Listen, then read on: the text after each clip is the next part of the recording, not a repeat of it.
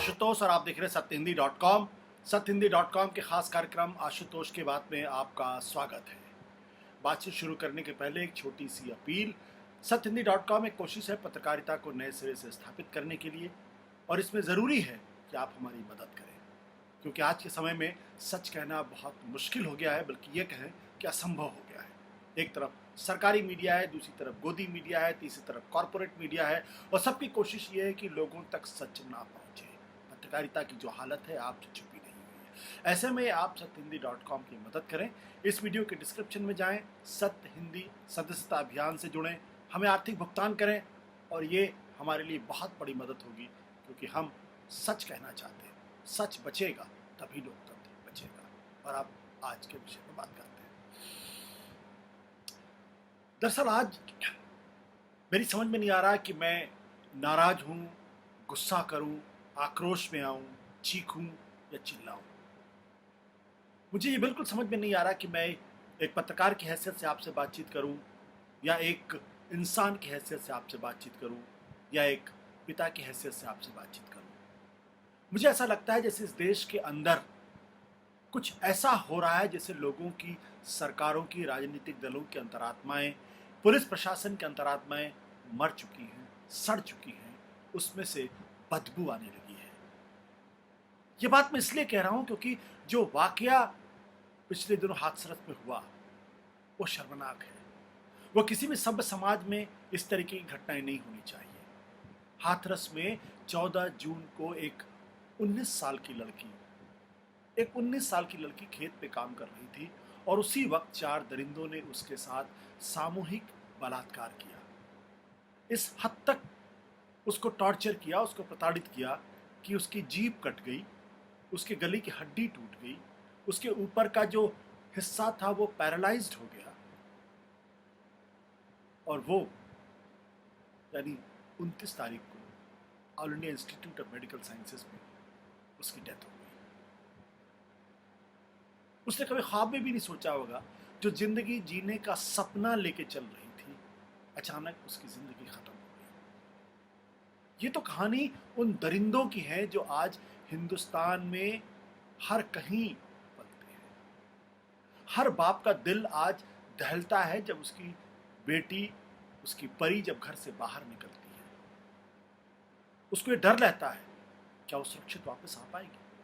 कहीं कोई दरिंदे की नजर उस पर तो नहीं पड़ जाएगी। लेकिन अफसोस, तकलीफ, क्रोध, गुस्सा तब और बढ़ जाता है जब ऐसी घटनाओं पर पर्दा डालने की कोशिश प्रशासन करने लगता है, सरकारें करने लगती हैं, राजनीतिक दल करने लगते हैं। बड़े अफसोस के साथ ये कहना पड़ रहा है कि आज जब मैं आपसे बातचीत कर रहा हूं, उस वक्त मेरे मन में एक सवाल खड़ा हो रहा है। क्या उत्तर प्रदेश के मुख्यमंत्री योगी आदित्यनाथ की अंतरात्मा में कहीं कोई अंतर्द्वंद नहीं होता? क्या उनकी सरकार की आत्मा मर चुकी है? क्या उनके पुलिस प्रशासन की आत्मा खत्म हो चुकी है? क्या उस इलाके के पुलिस अफसरों की आत्माएं नहीं है? क्या उनके घरों में बच्चियां नहीं हैं?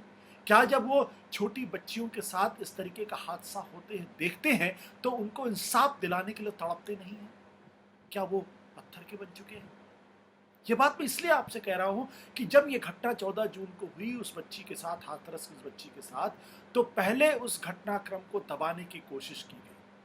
4-5 दिन तक उस घटना की तवज्जो ही पुलिस प्रशासन ने नहीं ली, और ना ही उस मामले में किसी तरीके की कोई FIR दर्ज हुई। जब घर वालों ने प्रदर्शन किया तब जाके उस मामले की तवज्जो ली गई और उस पर FIR दर्ज की गई, वो भी एक मामूली रंजिश की।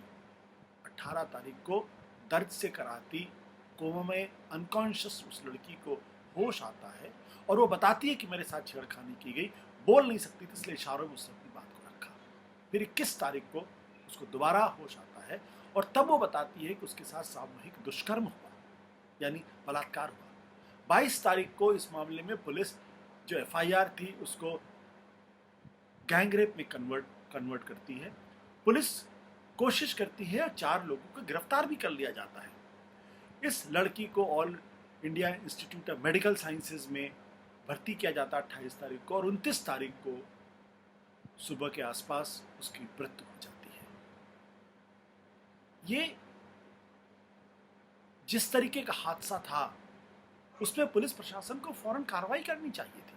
योगी आदित्यनाथ को मुख्यमंत्री होने के नाते इस मौके पर एक नजीर स्थापित करनी चाहिए थी। वो तमाम पुलिस वाले, वो तमाम ऑफिसर जो थाने के लेवल पे हैं, जिन्होंने इस मामले पे ढिलाई बरती, जिन्होंने इस मामले पे कार्रवाई नहीं की, जिन्होंने कार्रवाई करने में देरी बरती, उन लोगों के खिलाफ कड़ी से कड़ी कार्रवाई होनी चाहिए ताकि आगे फिर कोई पुलिस वाला इस तरीके से न कर सके। लेकिन आज जब मैं आपसे बातचीत कर रहा हूं तो मुझे समझ में नहीं आ रहा कि मैं किस तरीके से आपसे बातचीत करूं, क्या कहूं मैं आपसे। उत्तर प्रदेश की पुलिस ने, आज उत्तर प्रदेश की सरकार ने ये साफ कर दिया है कि जो मेडिकल रिपोर्ट आई है उस मेडिकल रिपोर्ट में किसी तरीके की कोई गैंग रेप की बात है ही नहीं।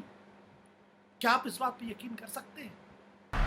मेडिकल एग्जामिनेशन के समय कोई इस प्रकार का दुष्कर्म का तथ्य जो है इस पे सामने नहीं आया था। उन्होंने ये रिपोर्ट दी थी कि ये सभी फॉरेंसिक साइंस लैब एग्जामिनेशन के भेजे हैं, जो कि भेजे जा चुके हैं आगरा स्थित विधि विज्ञान प्रयोगशाला में, और उसकी रिपोर्ट भी शीघ्र आ जाएगी। जो 21 तारीख को लड़की ने कहा, जिसको पुलिस ने एक्नॉलेज किया, 22 तारीख के एफआईआर में जिस बात का जिक्र है, आज मेडिकल रिपोर्ट आती है और मेडिकल रिपोर्ट आने के बाद पुलिस ये कहती है कि उस लड़की के साथ किसी तरीके का कोई बलात्कार नहीं हुआ, कोई गैंगरेप नहीं हुआ उसके साथ। यही नहीं, ये भी बताने की कोशिश की गई है कि उस लड़की के शरीर पर किसी तरीके की चोट के निशान नहीं है। और ये मैं नहीं कह रहा हूं, बल्कि ये मेडिकल रिपोर्ट है। ये मेडिकल रिपोर्ट अगर आप इसको ध्यान से देखिएगा तो पढ़िएगा, शुरू से अंत तक सिर्फ 1-2 जगह को छोड़ के बाकी हर जगह ये लिखा हुआ नो इंजरी। उस लड़की का परिवार, उस लड़की के माँ बाप, उस लड़की का भाई चीख चीख कर ये कह रहे हैं कि जब उस लड़की को खेत में पाया गया तो उस वक्त उसके मुंह से खून निकल रहा था, उसकी जुबान कटी हुई थी, उसकी गर्दन टूटी हुई थी, उसका ऊपर का हिस्सा पैरालाइज्ड था। और उत्तर प्रदेश की पुलिस जो पोस्टमार्टम की रिपोर्ट सामने लगती है, जो मेडिकल रिपोर्ट सामने लगती है, उसमें ऊपर से नीचे तक ये लिखती है कि नो इंजरीज। तो क्या उत्तर प्रदेश की पुलिस ये कहना चाहती है कि वो जो लड़की थी जिसके साथ बलात्कार हुआ था, जिसके साथ छेड़छानी हुई थी, क्या उस लड़की के शरीर पर किसी तरीके के कोई चोट के निशान नहीं थे? क्या उसका परिवार झूठ बोल रहा है? क्या उसका भाई झूठ बोल रहा है? क्या उसके माँ बाप झूठ बोल रहे हैं? ये क्या हो रहा है? आखिर उत्तर प्रदेश की पुलिस इस पूरे मामले को दबाना क्यों चाहती है? सिर्फ इसलिए क्योंकि उसकी बदनामी ना हो? सिर्फ इसलिए क्योंकि ये एक पॉलिटिकल मामला ना बने? सिर्फ इसलिए क्योंकि कल लोग योगी आदित्यनाथ की सरकार के ऊपर इल्जाम ना लगाएं? ये बात बिल्कुल समझ में नहीं आती। मतलब सरकारें इतनी बेशर्म कैसे हो सकती हैं?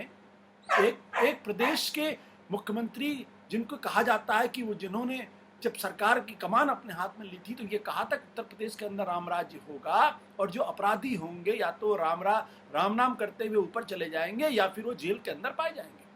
उन्होंने जब सरकार की कमान संभाली थी उस वक्त एक एंटी रोमियो स्क्वाड लॉन्च किया था, यह कहने के लिए ताकि प्रदेश की जो लड़कियां हैं, जो बच्चियां हैं, वो सुरक्षित रहें और उनको किसी लड़के छेड़खानी ना करें। उन्होंने ये कहा था कि इस राज्य के अंदर बच्चियां सुरक्षित होकर घूम सकेंगी। और उसी राज्य के अंदर दिल्ली से 200 किलोमीटर की दूरी पर जब किसी बच्ची के साथ, दलित बच्ची के साथ जब इस तरीके का हादसा होता है तो वहां की सरकार पूरे मामले को लिपापोती करने की कोशिश करती है ताकि कोई राजनीतिक दल इसको मुद्दा ना बना सके। ये किस तरीके की राजनीति है? ये किस तरीके का प्रशासन उत्तर प्रदेश के अंदर योगी आदित्यनाथ चला रहे हैं? क्या यही राम राज्य है? और क्या इस पर उन्हें गर्व है? क्या इस पर उन्हें गर्व हो सकता है? और अगर यही उनके गर्व का कारण है तो बात समझ में नहीं आती है। बात बिल्कुल स्पष्ट है। स्पष्ट ये है कि आप भी राजनीति करने के लिए बैठे हुए हैं। आपको इस बात की चिंता नहीं कि आपके प्रदेश के अंदर किसी बच्ची के साथ बलात्कार होता है या बलात्कार नहीं होता है। आपको फर्क इस बात से पड़ता है कि वो मुद्दा बनता है या मुद्दा नहीं बनता है। अगर आप एक बार किसी कड़क प्रशासन की तरीके से अगर पुलिस वालों के खिलाफ कार्रवाई कर दिए, नजीर स्थापित कर दिए और एक्सप्रेस ऑर्डर डाल दीजिए कि जब भी कोई परिवार आएगा, उसकी बच्ची के साथ अगर किसी तरीके की छेड़खानी या बलात्कारी घटना होगी और फौरन अगर उस पर कार्रवाई की जाएगी, और जो कार्रवाई नहीं करेगा, जो एफआईआर दर्ज नहीं करेगा, ऐसे अफसरों के खिलाफ उनकी नौकरी से बर्खास्त कर दिया जाएगा। आप देखिए नजीर बनेगी। लेकिन जब आप इस तरीके की बातें करते हैं, आपका प्रशासन ये कहता है और ये मेडिकल रिपोर्ट जो कहती है, जो सारी बातों को झूठा साबित करने की कोशिश करती है, उत्तर प्रदेश में जो उस इलाके के आईजी महोदय हैं, वो आईजी महोदय जब ये कहते हैं कि उस लड़की के साथ किसी तरीके का कोई दुष्कर्म नहीं हुआ है, तो ये साफ तौर पर झूठ बोला जा रहा है। और मैं उस पुलिस अफसर को जिम्मेदार नहीं ठहराता, मैं जिम्मेदार ठहराता हूँ उस प्रदेश के मुख्यमंत्री को। मुख्यमंत्री योगी आदित्यनाथ इसके लिए सीधे तौर पर जिम्मेदार है और उनकी तरफ से ये सारी लीपापोती हो रही है। ऐसे में सवाल उठना चाहिए कि जब निर्भया 2012 में जब उस बच्ची के साथ इतना जघन्य अपराध हुआ था और पूरे देश में जनता जब सड़कों पर उतरी थी और उसकी वजह से संसद हिल गई थी, सरकार हिल गई थी, उत्तर प्रदेश में और दिल्ली के अंदर जो शीला दीक्षित की सरकार थी उसको चुनाव में हार का सामना करना पड़ा था, उसकी वजह से जस्टिस JS वर्मा के नेतृत्व में एक कमेटी बनी थी और उस कमेटी ने रिकमेंडेशंस दी थी और कानून में बदलाव हुआ था। आखिर वो सब क्या हुआ?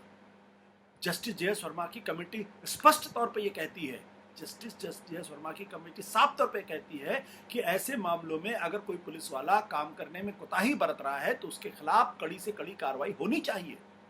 योगी आदित्यनाथ की सरकार कर क्या रही? बड़ा सीना ठोक के वो कहते हैं कि उत्तर प्रदेश के अंदर जो राम राज्य है और कहते हैं कि यहाँ तो अपराधी या तो जेल के अंदर है या फिर वो राम नाम सत्य करता हुआ पाया जाता है। वो कहते हैं ठोको नीति है वहां पे और इस बात का ब्यौरा देते हैं कि अगर कोई अपराधी अपराध करने की कोशिश करेगा तो उसके लिए उत्तर प्रदेश में जगह नहीं है। ये क्या हो रहा है? कार्रवाई में ढिलाई हो ये तो मैं समझ सकता हूं, लेकिन पूरी कार्रवाई को ही गलत साबित कर दिया जाए, ये कह दिया जाए कि उस लड़की के साथ किसी तरीके का कोई गैंग रेप नहीं हुआ है और उसके शरीर पर किसी तरीके के कोई इंजरी मार्क्स नहीं है, तो इस क्या साबित करता है? और हैरानी की बात यह है कि all India institute of medical sciences में उस लड़की की मृत्यु के बाद उसके शरीर को उसके पार्थिव शरीर को परिवार वालों को सौंपा नहीं दे गया, बल्कि पुलिस वाले उसको लेके कहीं और निकलने की फिराक में थे। परिवार वहां पे धरने पे बैठा हुआ है, धरने पे बैठ गया और धरने में बैठ के वो ये डिमांड कर रहा है। आप उस परिवार की स्थिति के बारे में सोचिए। वो परिवार वहां बैठ के कह रहा है कि मुझे इंसाफ चाहिए। वो अपनी बेटी के शव के बारे में बात कर रहा है कि मुझे वो शव चाहिए, और यहाँ जो है वो पुलिस जो है वो शव देने के लिए तैयार नहीं है। इससे ज्यादा जघन्य अपराध क्या हो सकता है? इसके ज्यादा संगठित अपराध क्या हो सकता है? क्या उत्तर प्रदेश की सरकार एक संगठित आपराधिक कि उसमें काम करने लगी है? क्या उसके अफसरों के अंतरात्मा मर चुकी है पूरी तरीके से? ये हो क्या रहा है आखिर? क्या ये यही राम राज्य है? और क्या अगर अटल बिहारी वाजपेयी, लाल कृष्ण आडवाणी अगर आज सत्ता में होते तो क्या यही सब होता रहे? इसलिए मैं मोदी जी से इस बात की अपील करता हूं कि आपने नारा दिया था बेटी पढ़ाओ बेटी बचाओ, बेटी बचाओ बेटी पढ़ाओ। आप लगातार नारे देते रहे हैं। आज वक्त आ गया है कि आपको इस पूरे मामले में योगी सरकार को स्पष्ट निर्देश देना चाहिए कि इस जो कुछ भी है वो निष्पक्ष तरीके से जांच होनी चाहिए। जो लोग पकड़े गए हैं वो तो अलग सवाल है, लेकिन जो पुलिस प्रशासन और जो राजनीतिक दल और जो बड़े आला अफसर इस पूरे मामले की लीपापोती करने की कोशिश कर रहे हैं, उनके खिलाफ भी कड़ी से कड़ी कार्रवाई होनी चाहिए। और अगर नहीं होती है तो मैं यही मानूंगा कि ऊपर से नीचे तक जो है सब इस धंधे के अंदर लगे हुए हैं और उनको इस लड़की के साथ और महिलाओं के साथ जो किसी तरीके की कोई सहानुभूति नहीं है, उनकी नज़र में सिर्फ एक राजनीतिक मुद्दा है। और इस राजनीतिक मुद्दे से अगर फायदा होता है तो उसको भड़काओ, और अगर फायदा नहीं होता है तो उस पर लीपापोती कर दो। ये राजनीति बहुत ही घृणित, बहुत ही घृणित, बहुत ही गंदी, विभत्स, कुत्सित राजनीति है।